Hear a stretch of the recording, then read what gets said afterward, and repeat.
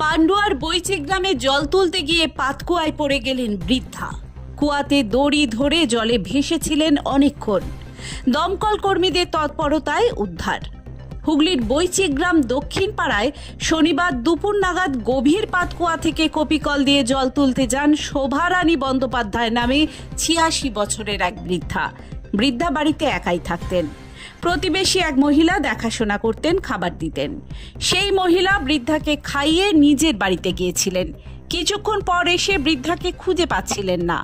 তারপর পাতকুয়ায় উকি দিয়ে দেখেন বৃদ্ধা পড়ে রয়েছেন। প্রতিবেশীদের ডেকে জড়ো করেন ওই মহিলা। খবর দেওয়া হয় পুলিশ ও দমকল দপ্তরে। পান্ডুয়ার দমকল দপ্তরের কর্মীরা মই বেয়ে পাতকুয়ায় নেমে দড়ি বেঁধে বৃদ্ধাকে উদ্ধার করেন।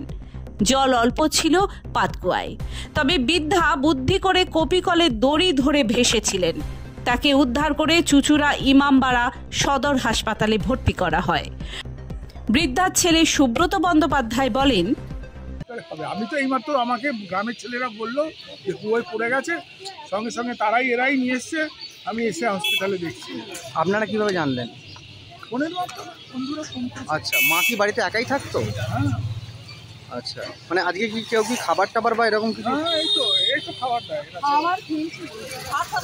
হ্যাঁ, কি নাম আপনার? আপনার? সুব্রত ব্যানার্জি। সুব্রত ব্যানার্জি, তাই তো? Bureau report, Hooghly Times.